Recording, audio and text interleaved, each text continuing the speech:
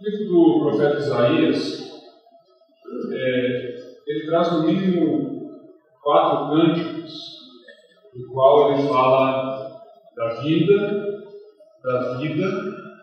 e do sacrifício de Jesus como servo de Deus. Se nós pudéssemos contar, ele é o livro que mais bem fala sobre a vinda de Jesus no Antigo Testamento.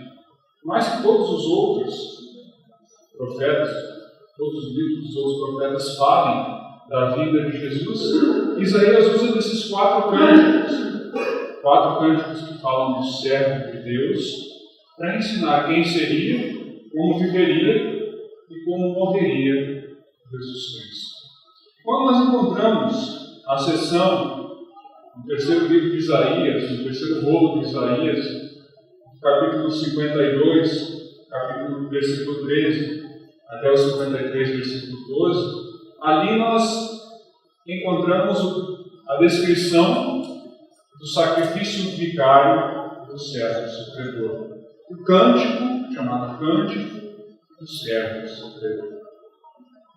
E é só quando nós olhamos ao texto de Isaías, quando nós observamos o texto de Isaías, é que nós podemos ter um pouco na nossa mente o que realmente foi aquela sexta-feira. Aquela sexta-feira que com certeza trazia no ar um tema tenso, um tema pesado, nuvens encobriam os céus, as pessoas haviam nisso, alguns estavam em festa porque estavam vendo um grande espetáculo de circo, como aquelas crucificações que eles estavam sendo feitas. Outras tantas estavam chorando por causa daquilo que viam, e havia ainda muitos que nem ali estavam, que não aguentaram e que fugiram para não ver o que aconteceria. Muito descrito em filmes, e muito mostrado pela televisão e por Hollywood, o sacrifício do servo sofredor ele é muito mais intenso do que qualquer filme e qualquer imagem possa nos passar. O profeta Isaías ele nos ensina e nos mostra como foi esse sacrifício. E ele diz, meus queridos, esse sacrifício, o sacrifício daquele que seria o servo sofredor, descrito num livro, escrito mais de quase 1000 anos antes de Jesus Cristo, ele começa dizendo, olha, esse sacrifício ele será intenso.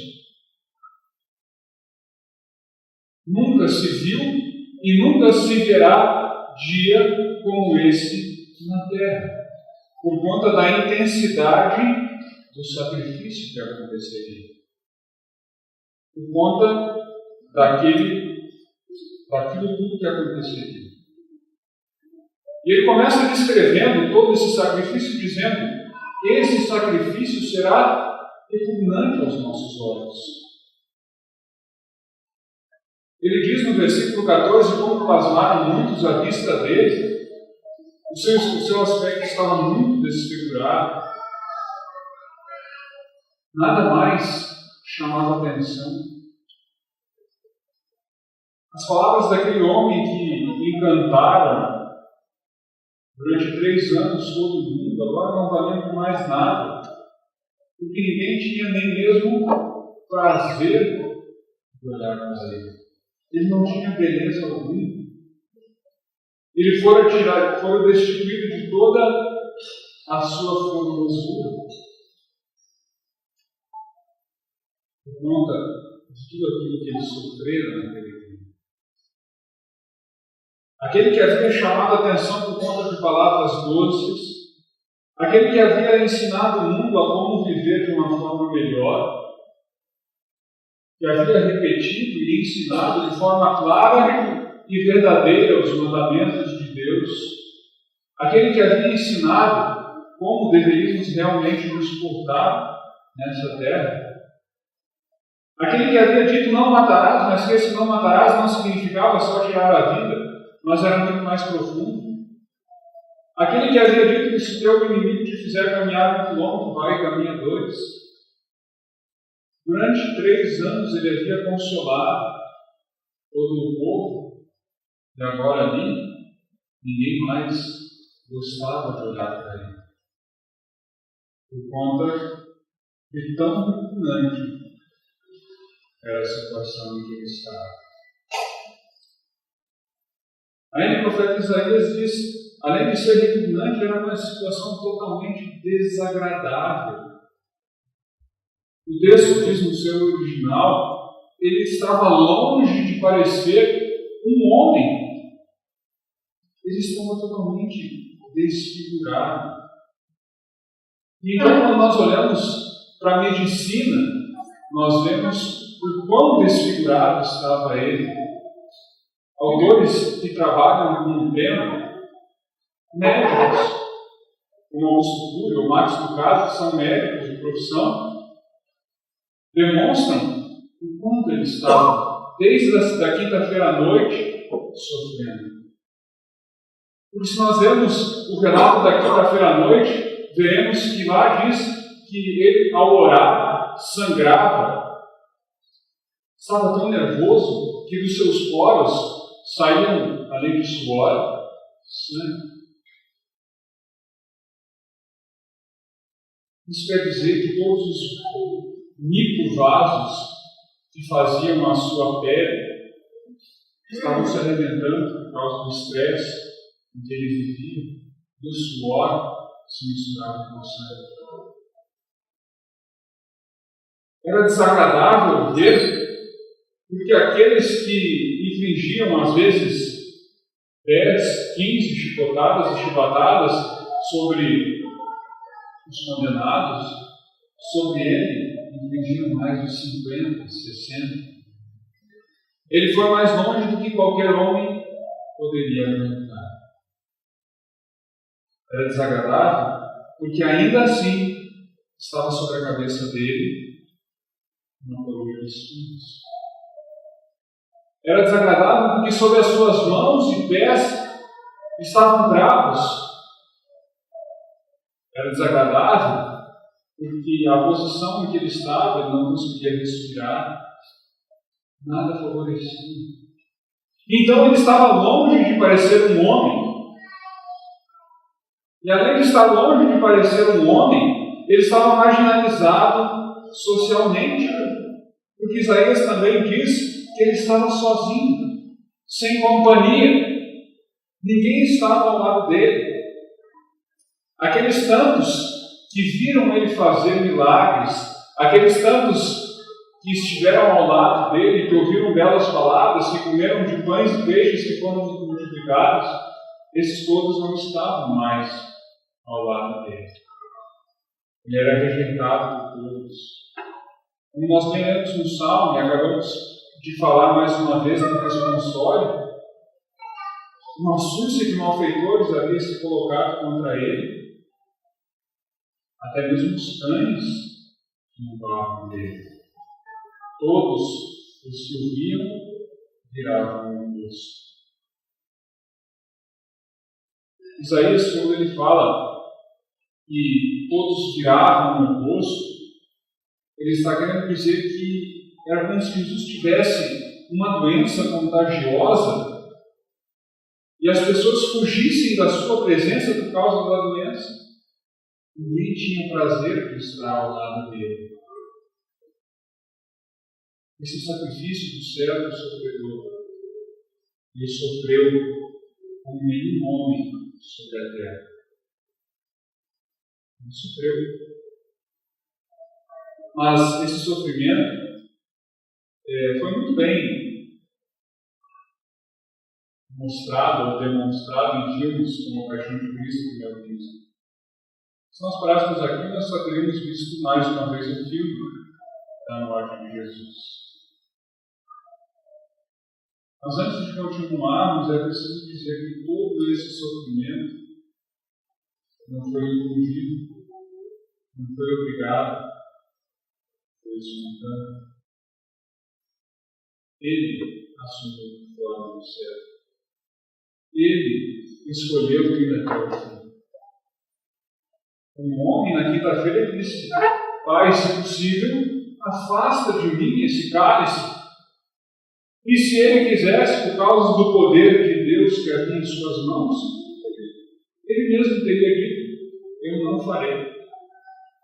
Mas de forma espontânea, ele vai até as últimas consequências.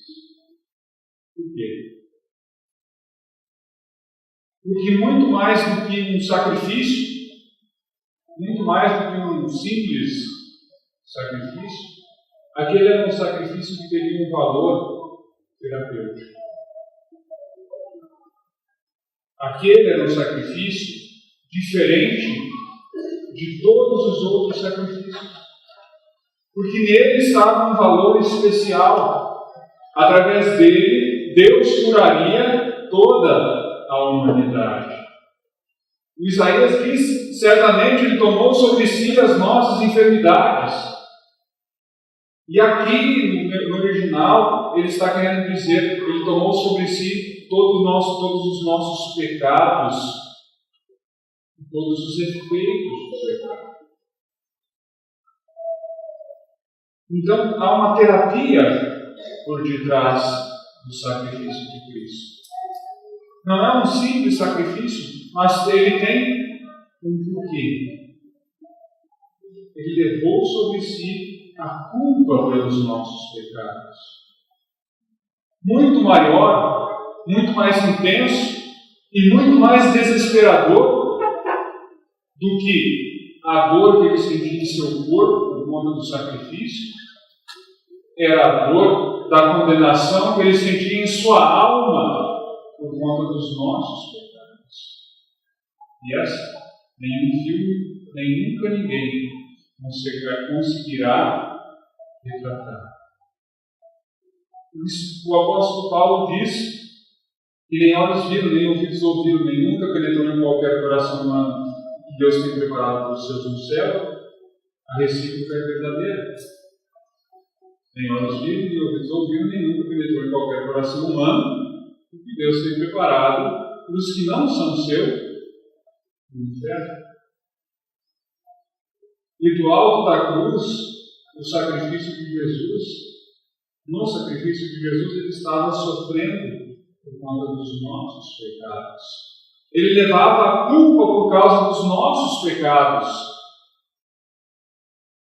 E sentia os efeitos dos nossos pecados em seu próprio corpo. Ele sentia o peso da dor e da destruição que o pecado pode causar sobre nós. O profeta Isaías diz que ele foi punido e atacado por Deus. Ele era um alvo especial da ira divina. Ele era alguém sobre o qual Deus estava descarregando toda a sua ira. E ao descarregar toda a sua ira sobre ele tirou a sua ira de cima de nós. E é por isso que é um sacrifício terapêutico. Porque, além de retirar de nós a culpa do pecado e retirar de sobre nós o efeito dos pecados, ele também nos traz uma nova vida. O apóstolo diz, ele foi moído, o profeta diz, ele foi moído pelos pecados, traspassados pela rebeldia nossa. Nós olhávamos para ele e dizíamos: ele está aí, um condenado por Deus, mas ele foi moído pelos nossos pecados. Ele foi destruído pelas nossas iniquidades. O poder terapêutico daquele sacrifício está justamente quando Isaías diz: o castigo que traz a paz estava sobre ele. É preciso lembrar aqui sobre o preceito de justiça de Deus. Deus, no Antigo Testamento, quando chama Moisés, ele diz: agora vocês farão sacrifícios para o perdão dos pecados. E assim será, por cada pecado específico, vocês farão um determinado sacrifício. Tudo isso para mostrar que um dia haveria um sacrifício total, completo e perfeito, através do qual Ele nos daria a paz eterna. Se no Antigo Testamento, todos os dias em que o povo cometia pecado, ou todos os pecados de grande vulto que o povo cometia, deviam ser feitos sacrifícios, e é por isso que o escritor da carta aos Hebreus diz: não há sumo sacerdote que não se compadeça do pecador. Todo sumo sacerdote se compadecia do pecador quando ele levava o seu sacrifício, e ali sobre o altar do Senhor aquele sacrifício era feito, e então havia paz entre Deus e o homem. E aí o escritor da carta aos Hebreus, também o apóstolo Pedro, diz que a partir do momento em que houve o sacrifício de Cristo, Ele, como sumo sacerdote e oferta, se entregou por cada um de nós. Ele, como propiciação e propiciatório, morreu por cada um dos nossos pecados. E através do castigo dele, nós temos paz com Deus. E é só através do castigo dele que nós temos paz com Deus. Além de ser um sacrifício terapêutico, aquele sacrifício foi um sacrifício frutífero. Ele trouxe frutos não só para toda a humanidade, não só para o povo daquela época, mas para toda a humanidade. E os frutos estão assim. Deus transforma o relacionamento que Ele tinha para com o homem. Jesus Cristo pagou a dívida. Acabou. Quando do alto da cruz Ele afirma: está consumado, Ele diz: essa dívida está paga. Nada mais separa o coração de Deus do coração do homem. E quando Ele diz: do alto da cruz está consumado, eis que o véu do santuário se rasga de cima a baixo e não há mais separação entre Deus e o homem. Deus não está mais escondido dentro do Santo dos Santos, sendo alguém que pode ser acessado pelo sumo sacerdote apenas uma vez por ano. Mas por conta do Emanuel, o Deus conosco, o véu do santuário se rasga de cima a baixo. O sacrifício perfeito é feito. E Deus tem, a partir daquele momento, acesso completo ao coração do Pai. Ele pode se achegar a Deus, ele pode viver com Deus, ele pode viver através de Deus, por conta daquele sacrifício. Se existia um abismo que separava o homem de Deus, a cruz de Cristo foi deitada sobre esse abismo e o homem pode novamente se achegar a Deus. O apóstolo Paulo bem diz isso. Assim como por um só homem entrou o pecado no mundo e com ele a morte, assim também, por conta do sacrifício de apenas um homem, Deus resolveu esse problema. Está consumado, foi transformado o relacionamento que nós temos com Deus. Mas ainda mais, o profeta Isaías diz que esse sacrifício, ele passou a ser o novo alto-falante de Deus. Ele diz no texto, no versículo 15, capítulo 3, 52, assim causará admiração às nações, os reis fecharão a sua boca por causa dele, porque aquilo que não lhes foi anunciado verão, e aquilo que não ouviram entenderão. Há uma nova forma de anunciar o amor de Deus. Há uma nova aliança que o homem faz com Deus. A velha aliança dependia muito daquilo que o homem fazia. Dependia do homem pegar o seu animal, dependia do homem levar o seu animal até o templo, dependia do homem fazer o seu sacrifício lá no templo. A nova aliança é um alto-falante da graça de Deus que demonstra: o homem não faz mais nada, eu faço. A morte de Jesus Cristo é o novo alto-falante de Deus. E é através dele que ele se mostra a partir dali. Por mais que Deus do Antigo Testamento seja o mesmo do Novo Testamento, ele se mostra de forma diferente através de Jesus Cristo, seu Filho. Se mostra Emmanuel, Deus conosco. E ali, através daquele sofrimento, através daquele sacrifício, o sacrifício do servo sofredor, ele passa a ter um novo alto-falante. Se nós podemos ver aqui que o braço do Senhor agiu, aqui foi revelado o braço do Senhor. Aqui nós vemos que antes, no Antigo Testamento, havia um pensamento quase que guerreiro de Deus. Deus era o Senhor dos exércitos. E aqui, o servo sofredor, ele se mostra o Senhor do amor. Nós não merecemos isso. Mas a nova aliança, a aliança que é feita a partir do sangue do Cordeiro, que nos garante perdão, vida e salvação, essa nos é derramada sem nós merecermos. Mas o sangue do Cordeiro ainda transformou a sua igreja num alto-falante desse sacrifício. Se nós vemos Cristo sendo o alto-falante do Pai, demonstrando as ações do Pai para com o povo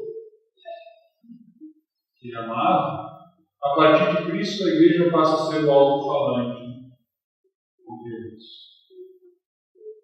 Isso bem exemplifica o apóstolo Pedro, quando em sua primeira carta, no capítulo 2, versículo 9, ele diz: agora, pois, vocês são raça eleita de Deus, povo de propriedade exclusiva de Deus.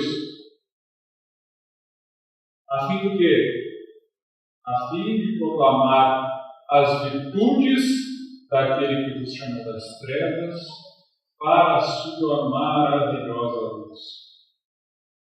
O sofrimento do servo sofredor foi derramado sobre nós, mesmo nós não merecendo. E hoje nós precisamos tomar para nós a missão de levar um alto-falante da graça de Deus, e mostrar a todos os que estão à nossa volta, que hoje vivemos, e se não estamos nesse estado repugnante, degradável, de marginalidade social pelo qual Jesus Cristo passou, não é porque nós merecemos qualquer coisa, é porque o servo sofredor fez por nós. Essa é a nossa mensagem. É isso que nos lembra diariamente, deve nos lembrar diariamente o sacrifício de Jesus Cristo. Aquele que morreu por nós, aquele que se entregou por nós, aquele que virou repugnante, desagradável e ser marginalizado, levou sobre si as nossas enfermidades e nos deu uma nova vida. Aquele que transformou o relacionamento que nós temos com Deus. É só por Ele, através dele, que nós estamos vivos. E hoje, nós só podemos dizer, junto do apóstolo Paulo, diante de tudo o que temos visto e vivido na presença de Deus, só posso dizer: eu vivo em Jesus. Eu estou vivo por causa de Jesus. E eu vivo pela causa de Jesus. Deus nos ajude a ser cada vez mais esse alto-falante que prega a sua misericórdia e a sua graça diariamente